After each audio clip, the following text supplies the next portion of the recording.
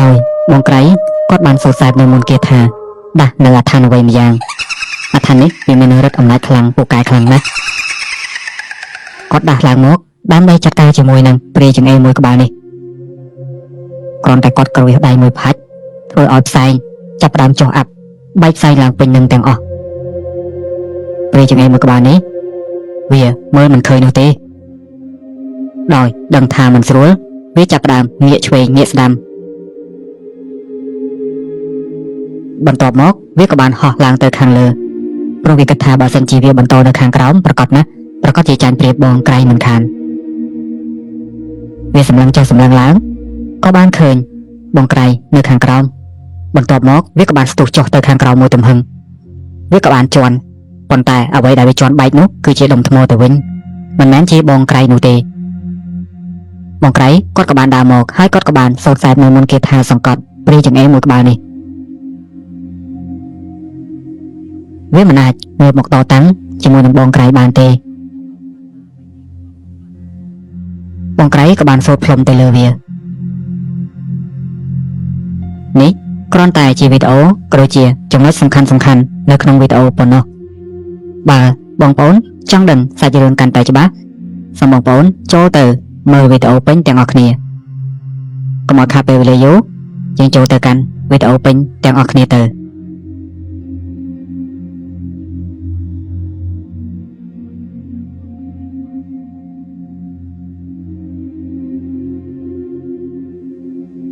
ព្រះអាទិត្យក៏ចាប់ផ្ដើមរះ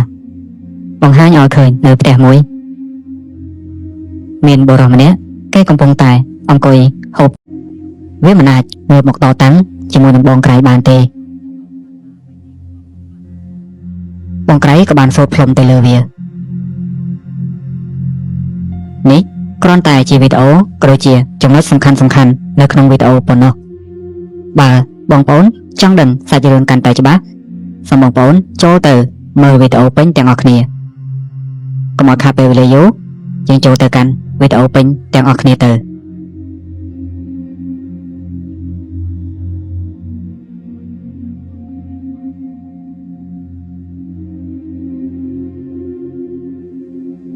ព្រះអាទិត្យក៏ចាប់ផ្ដើមរះបង្ហាញឲ្យឃើញនៅផ្ទះមួយ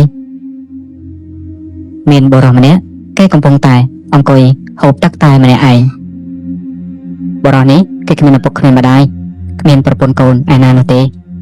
ដោយមិត្តភក្តិរបស់គេបានយកបាយមួយស្រាក់មកឲ្យគេពួកគេគឺជាកូនសិស្សលោកពួកគេទាំង3នាក់ស្រឡាញ់រាប់អានគ្នាខ្លាំងណាស់ដូចជាបងប្អូនមិត្តសម្លាញ់មិត្តស្លាប់រស់ជាមួយគ្នាអញ្ចឹង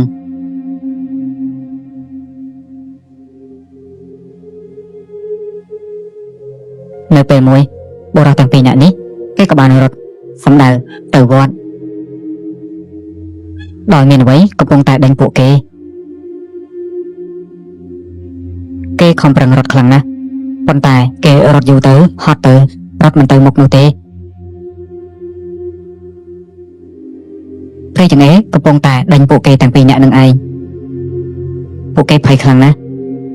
រត់បណ្ដើរស្រែកបណ្ដើរដោយព្រាយចង្អេរនោះក៏បានវាយប្រហារបុរសម្នាក់ដោយមើលទៅគេបានបាត់បង់ក្បាលបាត់ទៅហើយវាគួរឲ្យរន្ធត់ខ្លាំងណាស់ដោយគ្នាគេម្នាក់ភ័យស្រែកឡើងឆោឡោតែម្ដងគេមិនដឹងធ្វើយ៉ាងម៉េចគេក៏ខំប្រឹងរត់បន្តរត់សម្ដៅទៅដល់វត្តហើយក៏បានហៅលោកតាឲ្យលោកចេញមកជួយផងលោកតាមិនទាន់បាននឹងចេញមកផងព្រាយចង្អេរនោះក៏បានសម្លាប់បុរសម្នាក់ទៀតបាត់ទៅហើយព្រាយចង្អេរនោះក៏បានសម្លាប់បុរសម្នាក់ទៀតបាត់ទៅហើយ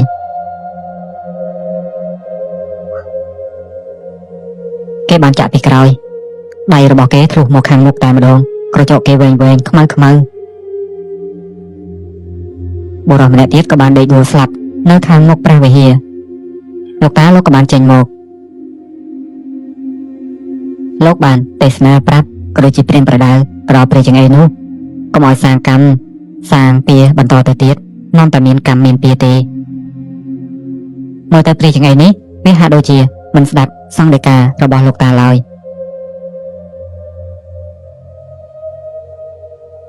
វាក៏បានហោះស្ទុះមករកលោកតាតែម្ដង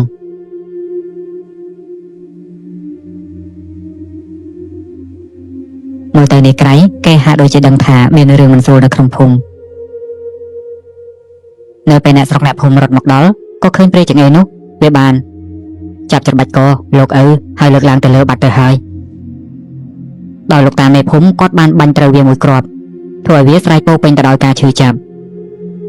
នៅពេលដែលវាត្រូវគ្រាប់កំភ្លើងបែបនេះវាក៏បានបោះលោកតាចុះបន្ទាប់មកវាក៏បានហោះគេចខ្លួនបាត់ទៅលើអាកាសតែម្ដងនៅពេលព្រឹកឡើងអ្នកស្រុកអ្នកភូមិក៏បានមកប្រជុំគ្នានៅនឹងផ្ទះរបស់លោកមេភូមិនៅពេលនោះអ្នកស្រុកអ្នកភូមិគេបានសង្ស័យថាគឺជានាយគង់ព្រោះដោយសារតែមុខមាត់របស់ព្រះចង្អេរនោះវាដូចជានាយគង់អញ្ចឹងគេសុំឲ្យលោកមេភូមិទៅមើលផ្ទះរបស់នាយគង់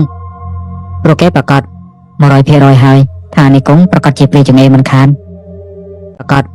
100% ហើយថានាយគង់ប្រកាសជាព្រះចង្អេរមិនខានព្រោះដោយសារតែគេនៅផ្ទះឆ្ងាយដាច់ពីគេគឺមានតែគេនោះទេមិនមានអ្នកណាផ្សេងឡើយដោយលោកមេភូមិគាត់ក៏បានយល់ស្របដែរហើយលោកតាមេភូមិគាត់មានឈ្មោះថាមឿនមែនហើយមិនអីទេចាំយើងទៅមើលផ្ទះរបស់អាគង់បើវាពិតជាព្រះចង្អេរពិតមែនយើងនឹងចាប់វាយកមកចងឲ្យអ្នកស្រុកអ្នកភូមិដាក់ទោសមិនខានណា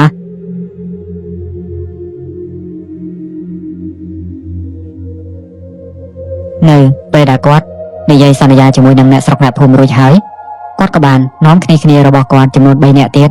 4នាក់រួមជាមួយនឹងគាត់ហើយក៏បានដើរសម្ដៅទៅកាន់ផ្ទះរបស់នាយគង់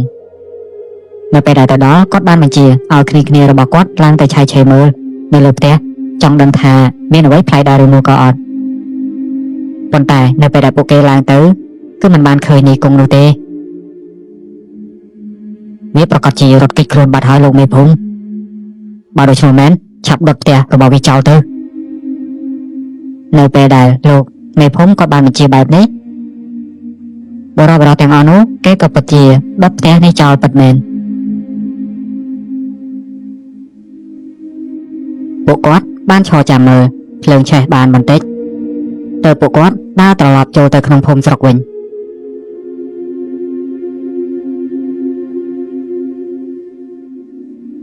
នៅពេលយប់ឡើងអ្នកស្រុកអ្នកភូមិបានមកប្រមូលផ្ដុំគ្នានៅនឹងវត្តតែម្ដងព្រោះគេបានមកការពារលោកឪដោយលោកតាមេភូមិនៅពេលយប់ឡើងអ្នកស្រុកអ្នកភូមិបានមកប្រមូលផ្ដុំគ្នានៅនឹងវត្តតែម្ដងព្រោះគេបានមកការពារលោកឪដោយលោកតាមេភូមិគាត់បាននិយាយជាមួយនឹងស្ត្រីចំណាស់ម្នាក់ដែលមើលទៅគាត់ជាអ្នកបម្រើព្រះសង្ឃគាត់បានប្រាប់ថាគឺគាត់បានដុតផ្ទះរបស់នាយគង់ចោលបាត់ទៅហើយបើវាពិតជាព្រះចង្អេរពិតមែនវាប្រកាសជាខឹងនៅពេលដែលវាខឹងវាប្រកាសជាមករកពួកគាត់សងសឹកមិនខាន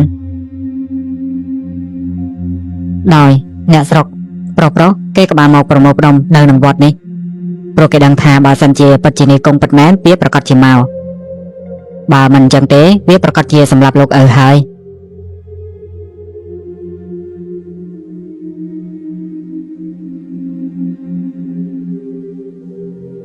ដោយពួកគេកាន់កំភ្លើងគ្រប់ដៃទាំងអស់ហើយនៅឈរយាមចាំមើលចង់ដឹងថាវាពិតជាមកពិតមែនឬមួយក៏អត់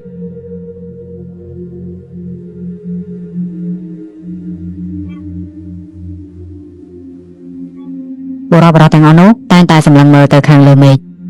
ព្រោះពួកគេដឹងថាបើសិនជាវាមកពិតមែនវាប្រកាសជាហោះឆ្លងកាត់ពិតដូចជាពួកគេគិតពិតមែនវាពិតជាមកពិតមែនវាមកហើយវើយប្រយ័ត្នខ្លួន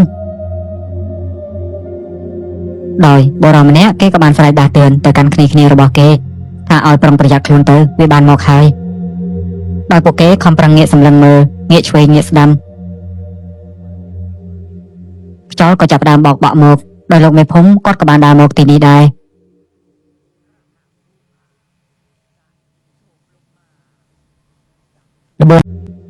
ខ្យល់ក៏ចាប់ផ្ដើមបោកបក់មកដោយលោកមេភូមិគាត់ក៏បានដើរមកទីនេះដែរ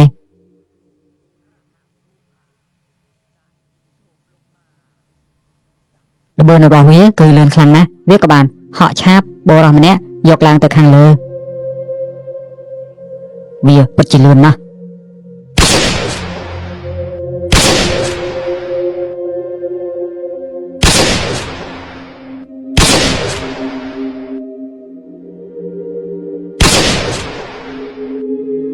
ពួកគេក៏នៅតែបន្តបាញ់ប៉ុន្តែហាក់ដូចជាបាញ់មិនត្រូវនោះទេដោយព្រាយចង្អេរនោះវាក៏បានធាក់ទម្លាក់បរោះម្នាក់នោះធ្លាក់ចុះមកដីវិញដោយមើលទៅគេមិនទាន់ស្លាប់នៅឡើយនោះទេគេក៏ខំប្រឹងស្រែកឲ្យគេជួយប៉ុន្តែព្រាយចង្អេរវាបានចុះមកទីនោះ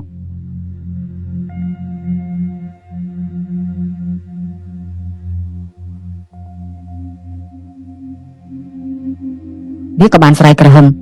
ដាក់អ្នកទាំងអស់គ្នាដល់មើលទៅវានឹងចាប់ផ្ដើមធ្វើការវាយប្រហារមកកាន់អ្នកទាំងអស់គ្នានៅបន្តិចទៀតនេះនៅពេលដែលវាឃើញបរិសុទ្ធនោះមិនទាន់ស្លាប់បែបនេះព្រាយចង្អេរវាក៏បានយកជើងរបស់វាជន់ទៅចំកណ្ដាលក្បាលបរិសុទ្ធម្នាក់នោះធ្វើឲ្យបរិសុទ្ធម្នាក់នោះបានដាច់ខ្យល់ស្លាប់ភ្លាមៗតែម្ដងលោកមេភូមិគាត់បាននិយាយថាប្រយ័ត្នខ្លួនវាកាចសាហាវខ្លាំងណាស់នៅពេលដែលវាសម្លាប់បរិសុទ្ធម្នាក់នោះហើយវាក៏បានស្ទុះមកខាងមុខប៉ុន្តែក៏ត្រូវមានខ្សែអ្វីម្យ៉ាងបានចងជើងវាអូសទម្លាក់មកដីដល់លោកមេភូមិគាត់បានស្គាល់បរិសុទ្ធម្នាក់នេះយ៉ាងច្បាស់គាត់មានឈ្មោះថានាយក្រៃបានស្ទុះមកខាងមុខប៉ុន្តែក៏ត្រូវមានខ្សែអ្វីម្យ៉ាងបានចងជើងវាអូសទម្លាក់មកដីដល់លោកមេភូមិគាត់បានស្គាល់បរិសុទ្ធម្នាក់នេះយ៉ាងច្បាស់គាត់មានឈ្មោះថានាយក្រៃ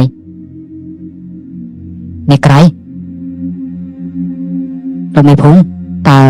លោកមេភូមិមានកើតអីទេ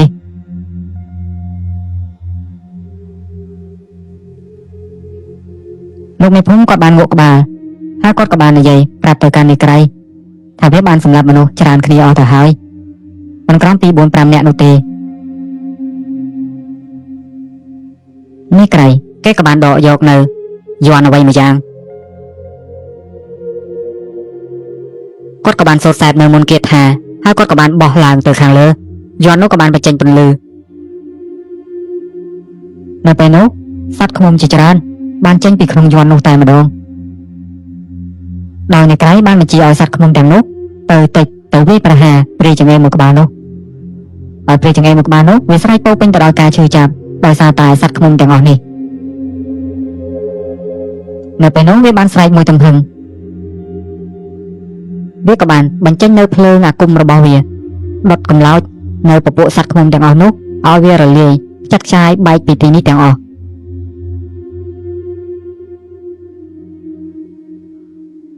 វាក៏បានហោះសម្ដៅមកកាន់នាយក្រៃតែនាយក្រៃបានសូត្រសែតនៅមុនគាថារួមភ្លើងអ្វីម្យ៉ាងក៏បានលេចឡើងតែព្រាយចង្អេរនោះមិនអាចចូលមកជិតខ្លួនរបស់នាយក្រៃបានឡើយវាខំប្រឹងវាយប្រហារដោយយកពេលដែលវាសម្លាប់បរិសុទ្ធម្នាក់នោះហើយវាក៏បានស្ទុះមកខាងមុខប៉ុន្តែក៏ត្រូវមានខ្សែអ្វីម្យ៉ាងបានចងជើងវាអូសទម្លាក់មកដីដល់លោកមេភូមិគាត់បានស្គាល់បរិសុទ្ធម្នាក់នេះយ៉ាងច្បាស់គាត់មានឈ្មោះថានាយក្រៃ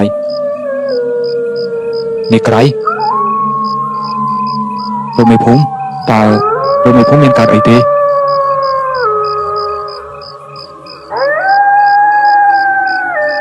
លោកមេភូមិគាត់បានងក់ក្បាលហើយគាត់ក៏បាននិយាយប្រាប់ទៅកាន់នាយក្រៃថាវាបានសម្លាប់មនុស្សច្រើនគ្នាអស់ទៅហើយមិនក្រោមពី 4-5 នាក់នោះទេនាយក្រៃគេក៏បានដកយកនៅយ័ន្តអ្វីមួយយ៉ាងគាត់ក៏បានសូត្រសែតនៅមុនគាថាហើយគាត់ក៏បានបោះឡើងទៅខាងលើយ័ន្តនោះក៏បានបញ្ចេញពន្លឺនៅពេលនោះសត្វឃ្មុំជាច្រើនបានចេញពីក្នុងយ័ន្តនោះតែម្ដងដោយនាយក្រៃបានបញ្ជាឲ្យសត្វឃ្មុំទាំងនោះទៅវាយប្រហារព្រាយចង្អេរមួយក្បាលនោះហើយព្រាយចង្អេរមួយក្បាលនោះវាស្រែកពោពេញទៅដោយការឈឺចាប់ដោយសារតែសត្វឃ្មុំទាំងអស់នេះនៅពេលនោះវាបានស្រែកមួយទំហឹង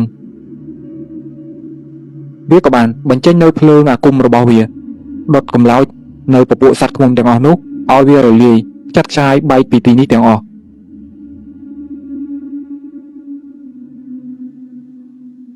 វាក៏បានហោះសម្ដៅមកកាន់នាយក្រៃតែនាយក្រៃបានសូត្រសែបនៅមុនគេថារងភ្លើងអ្វីម្យ៉ាងក៏បានលេចឡើងតែព្រះចង្អេរនោះមិនអាចចូលមកជិតខ្លួនរបស់នាយក្រៃបានឡើយវាខំប្រឹងវាយប្រហារដោយយកដំបងរបស់វាបំបែកនៅរង្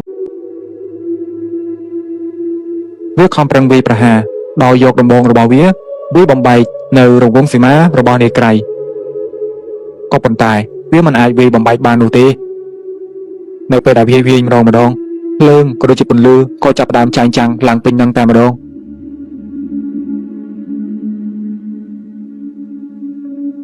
ដោយមើលទៅខ្សែករបស់វាហាក់ដូចជាបញ្ចេញពន្លឺ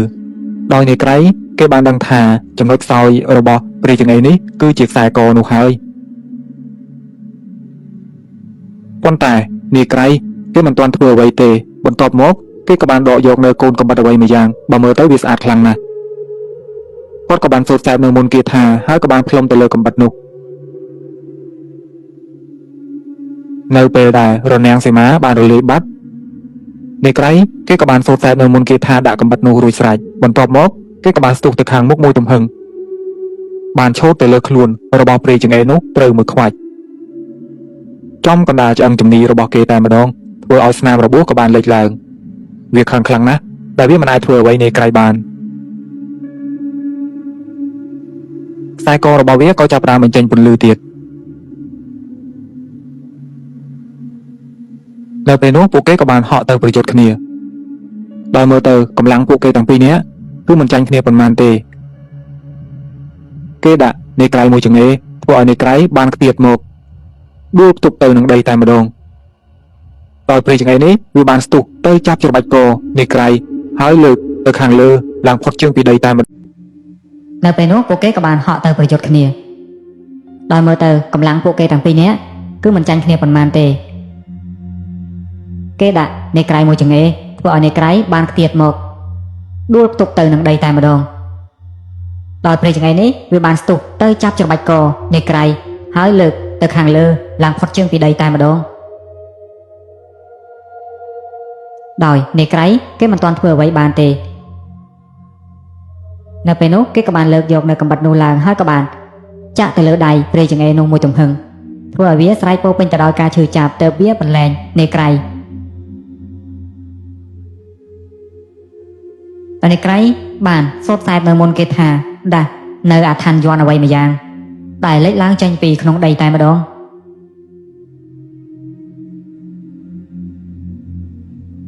គាត់ក៏បានទន្ធាក់ដៃមួយខ្វាច់ធ្វើឲ្យផ្សែងក៏ចាប់ផ្ដើមហុយវាដូចជាការចុះអាប់អញ្ចឹងគឺមើលអ្វីមិនឃើញនោះទេដោយសារតែមើលអ្វីមិនឃើញបែបនេះហើយទៅព្រះចង្អេរនោះវាខំប្រឹងងាកសម្លឹងរកមើលប៉ុន្តែនៅតែមើលអ្វីមិនឃើញវាក៏បានស្ទុះហោះឡើងទៅខាងលើដើម្បីឲ្យងាយស្រួលមើលបន្តិចវាខំងាកសម្លឹងមើលចុះមើលឡើង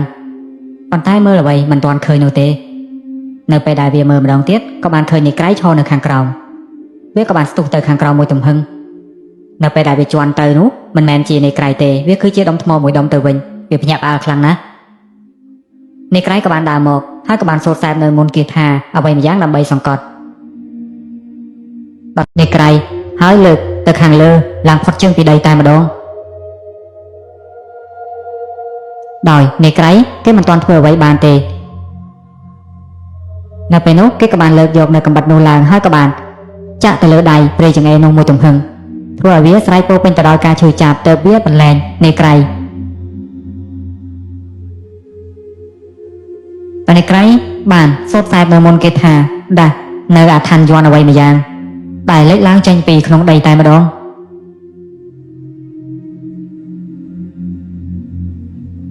គាត់ក៏បានទន្ធាក់ដៃមួយខ្វាច់ធ្វើឲ្យផ្សែងក៏ចាប់ផ្ដើមហុយ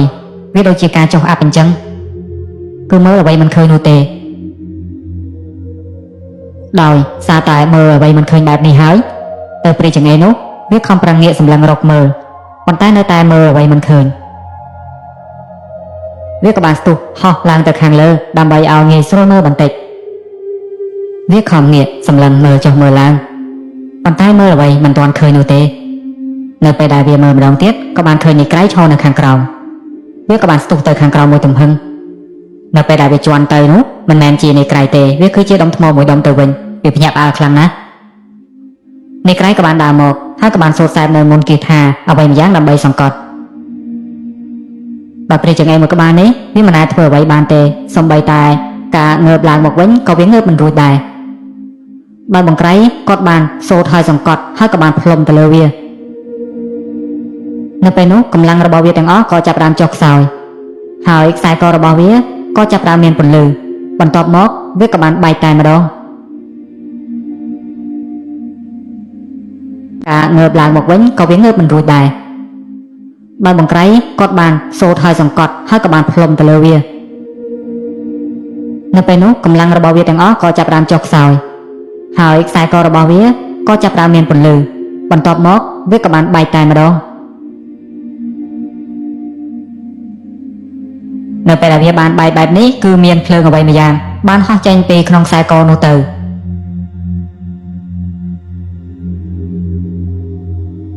វាក៏បានហោះសំដៅចេញទៅឡើងលឿនស្លេវតែម្ដងភ្លឺឡើងពេញមេឃទាំងអស់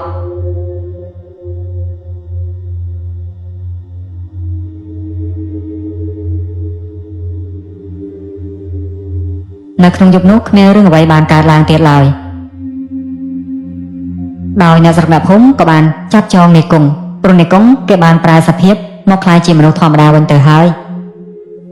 ដោយនាយក្រៃគេបាននិយាយប្រាប់ទៅកាន់លោកមេភូមិថាខ្ញុំគិតថាប្រហែលជាមានអ្នកនៅពីខាងក្រៅខ្នងហើយមិនមែនអាគង់វាសុកវាក៏คล้ายជាបែបនេះនោះទេខ្ញុំគិតបែបនេះ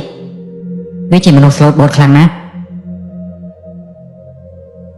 តែលោកមេភូមិលោកក៏បានយល់ស្របដែរហើយនៅពេលព្រឹកឡើងនោះគេក៏បាននាំខ្លួនរបស់នាយគង់មកចងនៅក្នុងផ្ទះរបស់លោកមេភូមិតែម្ដងដោយអ្នកស្រុកអ្នកភូមិក៏បានមកចោមរមើល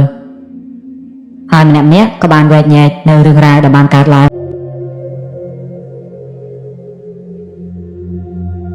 តើនាយគង់គេក៏បានភ្ញាក់នាយក្រៃគេក៏បានលើកដៃជាសញ្ញាតើខ្សែកនេះឯងបានមកពីណាអាគង់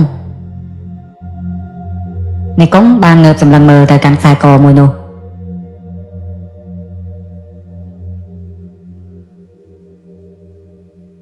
គេក៏បានប្រាប់រឿងរ៉ាវទាំងអស់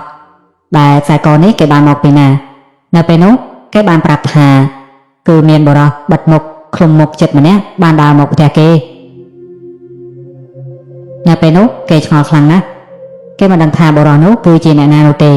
ដោយសារតែគេឃ្លុំមុខចិត្តទៅហើយគេក៏បានហុចខ្សែកមួយខ្សែនោះមកឲ្យគេហើយប្រាប់ថាបើសិនជាឯងចង់មានឫទ្ធិអំណាចខ្លាំងឯងឆាប់ពាក់ខ្សែកនេះទៅខ្សែកនេះអាចជួយឲ្យឯងខ្លាំងបាននៅពេលនោះគេមិនបានគិតយូរទេគេក៏បានយកខ្សែកនោះទៅពាក់ពិតមែនហើយនៅពេលដែលគេពាក់នៅពេលនោះគេក៏បានស្រែកមួយទំហឹង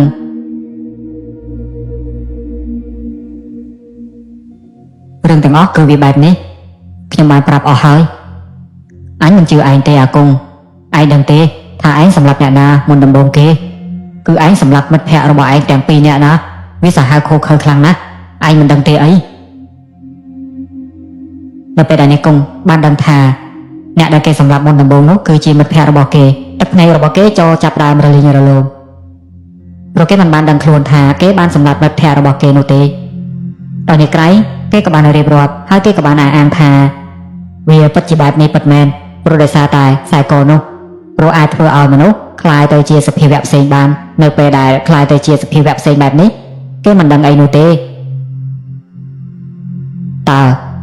លោកតាលោកយាយទាំងអស់luônថាគេបានសម្លាប់មិត្តភក្តិរបស់គេនោះទេ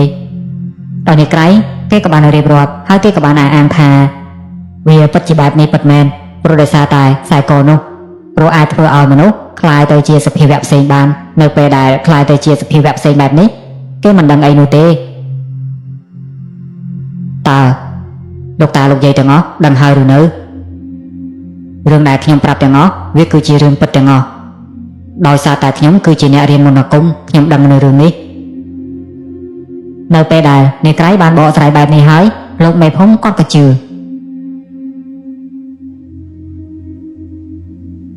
នៅពេលនោះនាយក្រៃក៏បានសូមឲ្យអ្នកស្រុកអ្នកភូមិក៏ដូចជាលោកមេភូមិលើកលែងទោសឲ្យនាយគង់ហើយលោកមេភូមិក៏ដូចជាអ្នកស្រុកអ្នកភូមិគឺពិតជាលើកលែងទោសឲ្យនាយគង់ពិតមែន នៅពេលដែលទៅដល់កន្លែងមួយនាយក្រៃបានហុចខ្សែកមួយខ្សែនោះទៅឲ្យនាយគង់វិញហើយក៏ឲ្យនាយគង់ជួយនៅក្រោកមើលពីភិនភ័ក្ររបស់បរិសម្នាក់ដែលបានឲ្យខ្សែកមកកាន់គេហើយនាយក្រៃបានប្រាប់ថាត្រូវតែបញ្ឆោតគេឲ្យបានដោយនាយគង់ក៏បានព្រមទៅតាមអ្វីដែលនាយក្រៃបានស្នើ